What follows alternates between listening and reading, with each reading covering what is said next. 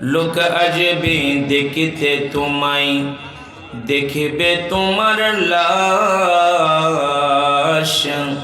কেউ খুঁড়বে কবর আর কেউ কাটবে বাঁশ। লোক আসবে দেখতে তোমায়, দেখবে তোমার লাশ। কেউ খুঁড়বে কবর আর কেউ কাটবে বাঁশ। কেউ তোমাকে করাবে গোসল, কেউ পরাবে কাফন। আমার নবী ছাড়া সেদিন তোমার কেউ হবে না আপন।